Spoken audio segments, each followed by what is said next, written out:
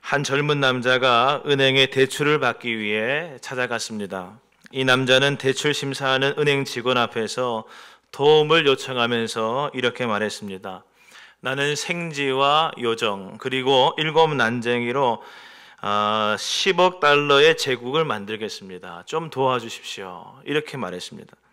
그러자 은행원들은 코웃음을 쳤습니다. 젊은이의 생각이 어리석다고 판단하며 공박한 것입니다. 결국 이 젊은이는 은행 대출에 도움을 받지 못한 채 쫓겨나게 되었습니다. 갈 곳 없어 방황하던 젊은이는 한 교회에 들어가서 눈물로 기도했습니다. 그 기도 소리를 듣고 안타깝게 생각한 목사님이 교회의 작은 창고를 그에게 내주었고 이 도움으로 용기를 얻어 새로운 인생을 시작했습니다. 이 사람이 나중에는 큰 성공을 거두는데 이 젊은이의 이름이 무엇이었는가? 월트 디즈니, 미키마우스의 아버지라고 말하는 월트 디즈니라고 하는 사람이었습니다.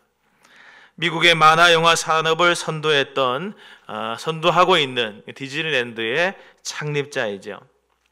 여러분, 만약 이 젊은 남자가 이렇게 큰 성공을 거두는 디즈니랜드의 창립자가 될 줄 알았다라고 한다면 우리가 은행원이라고 할 때 은행 대출을 받기 위해 전전긍긍하며 찾아올 때 도와주지 않았을 리가 없을 것입니다. 당연히 이 사람이 누구일까, 나중에 어떻게 될까를 알았다고 한다면 분명 도와주었을 것입니다. 훗날 억만장자가 될 것을 알았다면 말입니다. 월트 디즈니 그를 도와주는 것이 그 당시에는 허무맹랑하고 가치 없어 보이는 어리석은 것처럼 보였지만 사실 훗날에 돌아보면 그보다 더 가치 있는 일이 없다고 말할 수 있겠죠. 왜냐하면 은행은 훗날 억만장자가 될 그에게 마음의 빚을 지워줄 수 있는 절호의 기회를 놓쳐버린 것입니다. 여러분, 세상에는 어리석어 보이지만 어리석지 않고 지혜로워 보이지만 어리석은 일들이 많이 있습니다. 미련해 보이지만 미련하지 않고 현명하고 슬기로워 보이지만 한없이 터무니없고 둔한 사람들이 있는 것이죠. 한 사람이 있었습니다. 그는 남의 밭에서 일을 해주면서 먹고 사는 소장농이었습니다. 밭 주인에게 일정한 땅을 부여받아서 그 땅을 경작하며 먹고 살고 있는 와중이었는데 뜻밖의 어느 한날은 땅 속에 묻힌 어마어마한 보화를 발견하게 되었습니다. 그는 그것을 다시 묻어두고 잠깐 생각했습니다. 그리고 그 길로 자기 집으로 돌아가 자기의 모든 소유를 다 팔았습니다. 밭주인은 왜 이 소장농이 저 쓸모도 없는 땅을 사려고 이렇게 하는가 궁금했습니다. 하지만 이 사람은 답해주지 않습니다. 그저 싱글벙글 웃기만 할 뿐 팔아달라고만 말할 뿐인 것입니다. 혹시나 해서 밭의 시세를 2배나 불렀습니다. 그럼에도 이 소장농은 아랑곳하지 않고 그 밭을 사겠다고 말합니다. 자기 소유가 모자라니 사람들에게 돈을 더 빌려서라도 그 값을 지불하고야 말았습니다. 사람들은 말했습니다. 사람이 참 어리석다고, 사람이 참 미련하다고 손가락질했습니다. 그 볼품없는 밭 하나 살려고 자기의 모든 소유를 다 파는 그런 사람이 어디 있느냐고 험담했습니다. 그러나 이 사람은 눈 하나 깜짝하지 않습니다. 그리고 밭의 모든 소유권이 자기에게 넘어오고 난 다음에 사람들은 알게 되었습니다. 왜 그가 그렇게 미련한 듯 보이는 그 행동을 했었는가라는 것입니다. 그 밭의 가치를 알았던 사람은 이 사람이 유일했기 때문인 것이죠. 그는 밭에 감추인 귀한 보화를 발견한 후에 너무나도 기쁘고 황홀하여 그것을 얻을 수만 있다면 자신의 모든 것도 아깝지 않다, 포기할 수 있었습니다. 감히 비교할 수 없는 값진 것을 그가 알았기 때문인 것이죠. 여러분, 누가 이 사람을 가리켜서 어리석다, 미련하다 손가락질 할 수 있겠습니까? 이삭에게는 쌍둥이 2 아들이 있었습니다. 우리가 잘 알다시피 첫째 아들은 에서이고 둘째 아들은 야곱입니다. 이들 2 사람은 한날 한시에 태어났지만 정반대의 인물로 성경은 그들을 조명합니다. 이들의 운명이 나뉜 것은 한 사건 때문인데 장자권 사건이라고 불리는 사건 때문이었습니다. 여러분, 장자권은 무엇인가? 장자권은 숨겨진 보화와 같은 것입니다. 그런데 그 가치를 아는 사람에게는 그것이, 깨달은 그들에게는 값진 것이지만 깨닫지 못한 사람에게는 숨은 그림처럼 아무것도 아닌 것이었죠.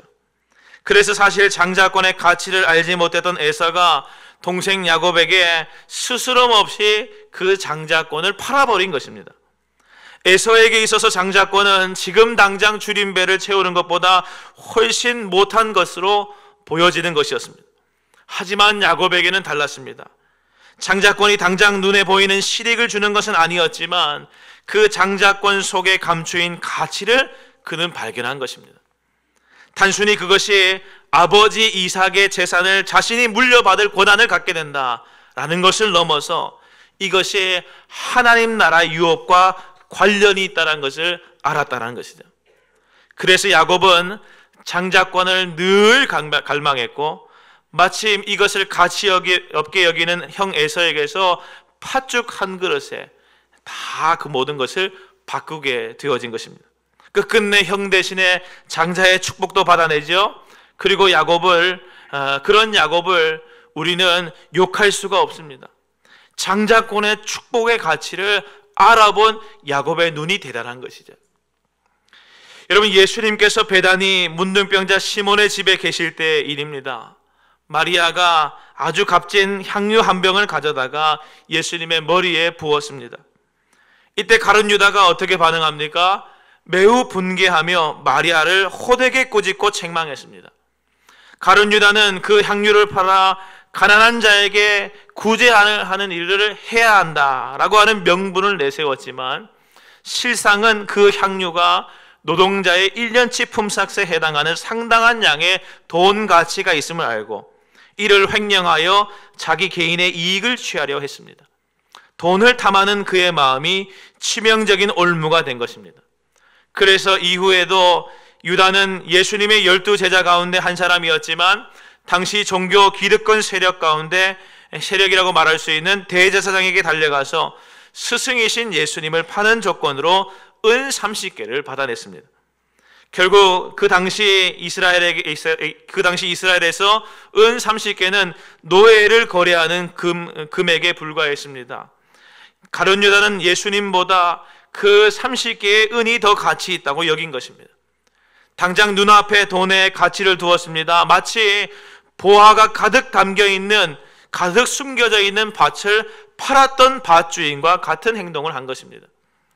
그런데 사도 바울은 어떻습니까? 그는 경제적으로 아주 부유하고 학문과 철학이 발달한 길리기아 다소에서 태어났고 난지 8일 만에 할례를 받았습니다. 그는 초대 이스라엘 왕인 사울을 배출한 왕족 가문이라고 말할 수 있는 베냐민 지파 사람이고 날 때부터 로마 시민권자였습니다. 또한 바리새인으로서 예루살렘에서 우수한 훈련과 교육을 받고 자랐습니다. 최고의 랍비인 가말리엘이 그의 스승이었습니다. 바울이 스스로 생각해 보아도 자신의 배경과 학문적인 지식이 참으로 대단한 것이었던지 성경에서는 자주 그 자부심을 드러내는 표현들을 쓴 것을 보게 됩니다. 그런데 그랬던 그가 마침내 자기의 모든 자랑스러운 모든 보화와 귀중한 것들을 결국 뭐라고 표현하는가 하면 배설물이라고 했습니다. 왜 그랬습니까? 더 가치 있는, 아니 그 가치를 감히 비교할 수 없는 최고로 높은 가치, 극상의 가치를 가지신 예수님을 발견했기 때문이라고 하는 것입니다. 그래서 빌립보서 3장 7절에서 9절 말씀은 우리에게 이렇게 말합니다. 그러나 무엇이든지 내게 유익하던 것을 내가 그리스도를 위하여 다 해로 여길 뿐더러 또한 모든 것을 해로 여김은 내 주 그리스도 예수를 아는 지식이 가장 고상하기 때문이라. 내가 그를 위하여 모든 것을 잃어버리고 배설물로 여김은 그리스도를 얻고 그 안에서 발견되려 함이라 하였습니다. 사랑하는 여러분, 이 성경의 모든 이야기들이 말해주고 있는 것이 무엇이겠습니까? 다 동일한 이야기를 하고 있습니다. 진짜 가치 있는 것을 붙드는 인생, 그 인생은 결단코 어리석지 않고 미련하지 않다. 진짜 가치 있는 것은 때로는 미련해 보이고 어리석어 보이기도 하지만 그보다 더 귀하고 지혜로운 것이 없다. 이렇게 말해주고 있는 것입니다. 사랑하는 여러분, 오늘은 송년주일로서 한 해를 마무리하는 날입니다. 여러분, 지난 1년 동안 여러분 자신을 어디에 투자하셨습니까? 어떤 세상에서 보기에는 어리석고 세상에서 보기에는 미련하지만 참으로 아름답고 귀한 것에 저와 여러분은 어떤 것에 가치를 두며 그것 가운데서 살기로 마음먹었습니까? 우리 이전에 오고 오는 세대의 모든 사람들은, 모든 믿음의 성도들은 이 참된 가치를 발견하고 그것에 투자했던 사람들이었습니다. 그래서 오늘 말씀 성경은 우리에게 이렇게 말합니다. 십자가의 도가 멸망하는 자들에게는 미련한 것이요 구원을 받는 우리에게는 하나님의 능력이라 하였습니다. 사랑하는 여러분, 그렇습니다. 비교할 수 없는 가장 귀한 보화는 무엇이라는 것입니까? 십자가의 도, 십자가가 바로 그러한 것이라는 것이죠. 믿으시면 아멘 하시기 바랍니다. 십자가, 희생과 자기 부인과 헌신의 아이콘인 십자가, 그것이 바로 세상 사람들이 보기에는 미련해 보이고 참으로 어리석어 보이지만 그보다 능력 있고 아름답고 고귀하고 찬란한 것이 없다라는 것이죠. 왜냐하면 십자가는 인간을 구원하는 능력이 거기에 있기 때문이라는 것입니다. 본래 십자가는 무엇입니까? 십자가는 혐오스러운 것이었습니다. 십자가는 사람을 죽이는 형틀이었습니다. 그래서 십자가는 치욕과 고통의 상징이었습니다. 그러나 예수님께서 십자가에 달리시고 죽고 부활하심으로 말미암아 기독교가 십자가를 대표적인 상징으로 선택하고 나서 그 십자가는 사람을 죽이는 형태를 넘어서서 사람을 살리는 상징이 되었고 사람들에게 사랑받는 상징이 되어졌습니다. 그 가치가 새로워진 것입니다. 로마의 지하 무덤인 카타콤에 가보시면 초대교회를 상징하는 여러 상징들이 벽에 이렇게 새겨져 있는 것을 보게 됩니다. 석관에도 보이고 묘비에도 보이고 지하 통로에도 있고 동굴 벽화에도 나타나는 다양한 기독교의 상징들이 있습니다. 공작새, 비둘기, 월계관, 양을 메고 가는 목자의 그림, 그리고 물고기까지 여러 상징들이 있습니다. 특히 교회가 사용했던 상징들 가운데 물고기 상징은 초대교회로부터 온 것으로 아주 유명합니다. 여러분, 물고기가 이렇게 그려져 있는 이 상징은 무엇을 뜻했습니까? 그리스도인들이 우리가 믿는 사람이라고 하는 것을 뜻했습니다. 특별히 이것은 헬라어로 익투스라고 그러는데, 익투스, 그 철자를 쭉 써놓고 예수 그리스도 하나님의 아들 구세주, 이 말의 문구의 첫 글자를 딱 떼면은 익투스라고 읽을 수 있었기 때문에, 그래서 초대교회가 우리가 예수 믿는 사람이라고 하는 것을 서로가 알기 위하여 암호로 이렇게 물고기 모양을 그려놓기도 했었던 것이죠. 그러나 이 익투스를 기독교의 표제라고 말하진 않습니다. 기독교의 상징으로 삼지는 않습니다. 이유가 무엇입니까? 예수님과 물고기 단지 문자적으로만 서로 우연히 일치되었을 뿐 예수님의 사역과 복음의 핵심이 물고기에 담겨 있는 것은 아니기 때문입니다. 그러면 무엇을 기독교는 핵심으로의 표지로 상징으로 삼았습니까? 이 십자가밖에 없는 것입니다. 십자가가 기독교의 상징이 된 것은 초대교회가 무엇을 핵심으로 생각했는가? 예수님의 사역 중에 가장 중요한 사역이 무엇이었는가의 문제에 달려 있었습니다. 교회는 예수님의 탄생이나 예수님의 청년 시즌이나 그의 인간적인 면모와 행동이나 어떤 영적인 은사나 기적, 그런 것들을 기독교의 상징으로 택하지 않았습니다. 오로지 예수님의 죽으심, 십자가의 달리심, 그것만을 상징으로 삼았던 것입니다. 이것이 바로 복음의 핵심이고 예수님께서 하신 사역의 절정이고 목적이었기 때문인 것이죠. 따라서 우리 그리스도인은 요람에서부터 무덤까지 우리는 항상 십자가를 선택하는 자들이 되어진 것입니다. 갈라디아서 6장 14절 말씀, 오늘 우리가 두 번째로 읽었던 말씀에서 사도 바울은 이렇게 말합니다. 그러나 내게는 우리 주 예수 그리스도의 십자가 외에 결코 자랑할 것이 없으니 그리스도로 말미암아 세상이 나를 대하여 십자가에 못 박히고 내가 또한 세상에 대하여 그러하니라. 아멘. 이 말씀에서 그러나라고 하는 접속사는 앞서 나오는 12절 13절 말씀과 관련이 있습니다.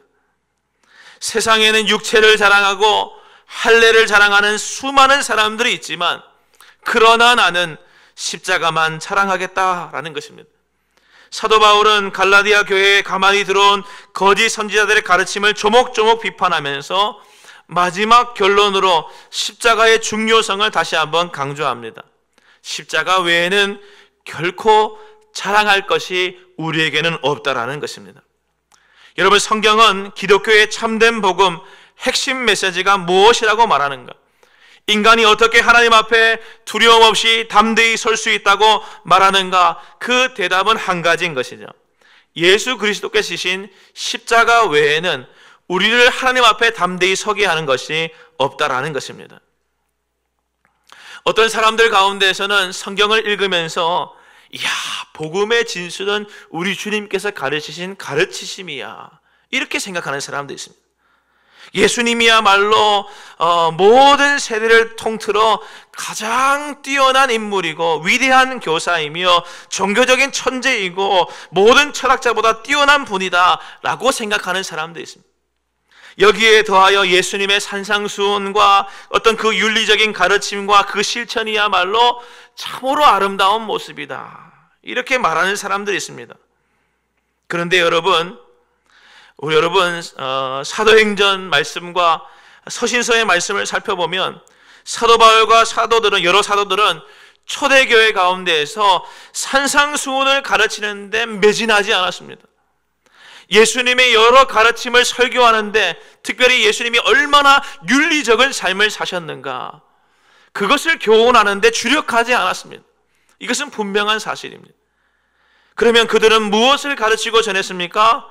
예수님이 얼마나 윤리적으로 사셨는가, 그것이 아니라 오직 예수 그리스도의 십자가 죽으심, 그 죽으심과 부활만 증거한 것입니다. 할렐루야. 사도행전 2장 36절 말씀에 초대교회가 선포한 설교의 핵심 말씀이 나옵니다.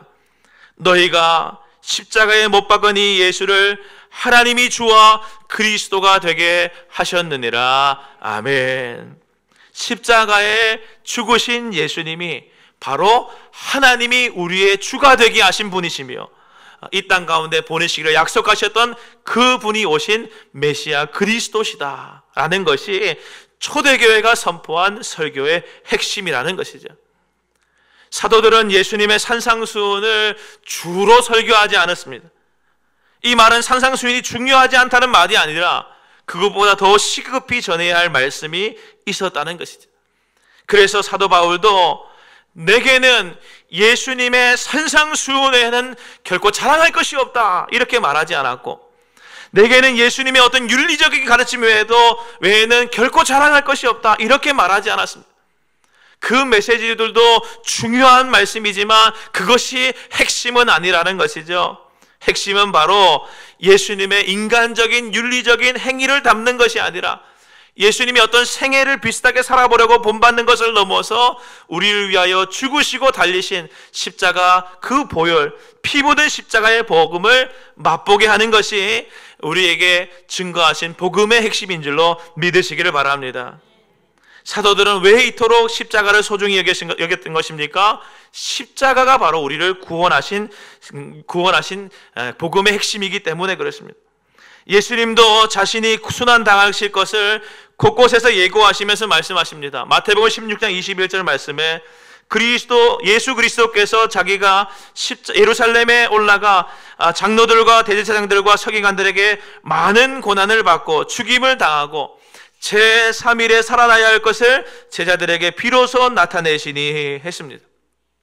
마가복음 10장 33절 34절 말씀에서도 인자가 대제사장들과 서기관들에게 넘겨짐에 그들이 죽이기로 결의하고 이방인들에게 넘겨주고 그들은 능욕하며 침뱉으며 채찍질하고 죽일 것이나 그는 3일 만에 살아나리라 약속하셨습니다. 이로 보건대 예수님은 자신이 죽어야 하고 또 순환을 통하여 하나님의 약속과 성경에 기록된 모든 예언을 성취해야 한다고 거듭 말씀하신 것입니다. 제자들이 예루살렘으로 올라가면서 서로 높아지려 할 때에도 주님께서는 이렇게 말씀하십니다. 인자가 온 것은 섬김을 받으려 함이 아니라 도리어 섬기려 하고 특별히 자기 목숨을 많은 사람의 대속물로 주려 함이니라, 이렇게 말씀하셨습니다. 즉 십자가가 자신이 오신 목적이라고 하는 것이죠. 예수님의 모든 행적은 십자가를 향하고 있습니다. 그래서 우리는 성경 곳곳에서 무엇을 보아야 합니까? 주님의 죽으심에 대한 예고와 주님의 죽으심에 대한 기록들을 보아야 하는 것이죠. 여러분, 오늘 말씀도 다시금 우리에게 말하고 있는 이것을 기억할 수 있게 되기를 바랍니다. 십자가의 도가 멸망하는 사람들에게는 그보다 더 미련해 보이는 것이 없다. 미련한 것이요, 어리석은 것이요. 그러나 구원을 받는 우리에게는 하나님의 능력이라, 이렇게 선포하고 있습니다. 고린도전서 2장 2절 말씀에도 성경은 말합니다. 내가 너희 중에서 예수 그리스도와 그가 십자가에 못 박히신 것 외에는 아무것도 알지 아니하기로 작정하였음이라 하였습니다. 사랑하는 여러분, 우리는 가장 귀한 십자가를 지닌 자들인 줄로 믿으시기를 바랍니다. 십자가의 보혈은 우리를 능히 구원하는 능력이 있습니다. 그래서 로마서 3장 23절 24절 말씀에 모든 사람이 죄를 범하였음에 하나님의 영광에 이르지 못하더니 그리스도 예수 안에 있는 속량으로 말미암아, 다시 말해서 십자가로 대속의 십자가를 지신 예수님으로 말미암아 하나님의 은혜로 선물로 값없이 의롭다 하심을 얻은 자 되었다, 이렇게 말하고 있습니다. 사랑하는 여러분, 예수님의 십자가는 구원의 표지이자 속죄의 증거인 것입니다.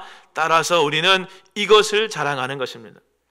여러분, 우리에게 한 해를 돌아볼 때에 내게 무엇이 있었기에 우리는 자랑할 것이 되겠습니까? 내가 돈을 많이 올 한 해 벌었기 때문에 그것이 나에게 최고의 보화다 말할 수 있습니까? 내가 올 한 해 건강했으니까 이것이 나에게 최고의 보화였다 말할 수 있겠습니까? 여러분, 우리는 예수 그리스도의 십자가가 우리에게 있었기 때문에 그 십자가를 인하여서 우리는 다른 모든 것들은 배설물처럼 여기며 또한 그 모든 소유를 팔 수 있는 능력의 사람들이 되어진 것입니다. 홀만 헌터라고 하는 그림을 그렸던 화가가 있습니다. 예수 그리스도 세상의 빛이라고 하는 아주 유명한 성화를 그렸던 사람이 윌리엄 홀만 헌터라고 하는 사람이 있는데, 이 사람이 죽음의 그림자, The Shadow of Death라고 하는 그림을 그린 사람으로 유명합니다. 이 사람이 그린 이 그림은 나사렛에 있는 예수님의 작업실, 목수의 작업실 내부를 묘사하는 그림을 그렸는데, 예수님께서 하루 일과를 마친 저녁 무렵에 상반신은 아무것도 걸치지 않고 작업대 옆에 톱을 올려놓고 그 곁에 서셨습니다. 그리고 두 팔을 벌려 머리 위로 기지개 펴듯이 쭉 뻗쳐들었는데 저녁 햇살이 창문 너머로 들어오면서 벽에 그림자를 만들었습니다. 그 그림자가 벽에 걸어둔 연장과 겹치면서 마치 예수님의 손이 십자가에 못 박힌 것처럼 보이도록 그린 그림입니다. 여러분, 이 그림은 무엇을 말하고자 하는가? 예수님께서 십자가를 지신 그때만이 아니라 홀만 헌터는 예수님께서 살아가는 모든 생애 자체가 오직 향하고 있었던 것은 예수님의 십자가 그곳이었다라고 하는 것을 그리고 싶어 했던 것이죠. 여러분, 이 작품은 허구의 작품입니다. 하지만 신학적으로는 아주 진실한 작품이라고 말할 수 있습니다. 사랑하는 여러분, 예수님은 이 땅에 오신 목적과 살아가는 삶의 모든 삶과 공생애와 이 땅에 존재하시던 모든 시간들이 다 십자가를 위하여 그 일들을 행하신 것입니다. 십자가의 그림자가 드리워진 삶을 사셨던 것이죠. 목수로 사실 때에도 십자가가 따라다녔고 공생애를 사실 때에도 십자가를 향하여 나아가는 삶이었습니다. 예수님은 십자가 지려고 이 땅에 오셨다라는 것이죠. 십자가 죽음은 예수님 곁에 항상 있었습니다. 그 십자가는 결코 부끄러운 것이 아닙니다. 우리의 자랑인 것이죠. 우리는 어떻게 삶을 살아야 하겠습니까? 지난 삶을 돌아볼 때 내 삶에 십자가가 얼마나 가까이 있었는가? 십자가가 얼마나 우리에게 자랑이었고 귀한 보화였는가. 특별히 한 해를 살아가는 삶을 하루 앞두고 내년에 우리는 어떤 삶을 살아야 할 것인가. 특별히 우리는 가장 귀한 예수님의 십자가를 우리의 가슴에 품고 십자가를 자랑하면서 십자가로 우리의 삶이 온전히 조명되어지는 삶을 살아야 할 줄로 믿습니다. 여러분, 사도 바울은 십자가가 자신을 구원한 구원의 사건이며 자신의 구원이 성취되게 하는 결정적인 구속의 행위였음을 알았습니다. 그래서 이것을 자랑했던 것을 기억하며 우리도 이 십자가를 바라보아야 할 줄로 믿습니다. 우리는 다른 것을 자랑하지 아니하고 우리는 십자가를 자랑하며 십자가를 부끄러워하지 말고 숨기지 말고 드러내는 믿음의 권속들이 되어야 할 줄로 믿습니다. 사도 바울과 같이 나는 이 십자가의 도로 말미암아 산다. 다른 것은 다 배설물로 여기고 예수 그리스도께서 십자가에 달리신 것 그거 하나만 자랑하고 살겠다 라고 하는 믿음의 결단이 오늘 저와 여러분 가운데 가득하게 일어나게 되시기를 주님의 이름으로 간절히 축원합니다. 아멘. 기도하겠습니다. 하나님 아버지, 고맙고 감사합니다. 지난 한 해를 살아온 우리의 삶을 돌아보니 우리는 사도 바울과 같이 십자가보다 다른 것을 더 자랑하며 살았던 모습들이 많이 있는 것을 돌아봅니다. 불쌍히 여겨 주시옵시고 우리는 오직 참되고 아름다운 보화와 같은 예수 그리스도의 십자가만 바라보게 하여 주시옵시고 이것만 증거하게 하시고 이것만 자랑하게 하여 주시옵소서. 십자가의 도가 멸망하는 자들에게는 미련하고 어리석은 것이지만 구원을 받는 우리에게는 이보다 더 큰 능력이 없는 하나님의 능력인 줄로 믿고 깨닫고 감사하오니 하나님 아버지, 우리가 살아가는 모든 순간 십자가만 찬양하며 십자가만 자랑하며 살 수 있도록 인도하여 주시옵소서. 그리하여서 예수 그리스도로 말미암아 세상이 나를 대하여 십자가에 못 박히고 우리 또한 세상에 대하여 그러하다고 고백하였던 바울처럼 우리도 그러한 고백을 날마다 주님 앞에 드릴 수 있도록 특별히 하나님 아버지 2024년 한 해에는 십자가가 우리 마음 깊이 새겨지도록 흔적으로 남도록 오셔서 역사하여 주시옵소서. 우리를 사랑하신 예수 그리스도의 이름으로 간절히 기도하옵나이다. 아멘.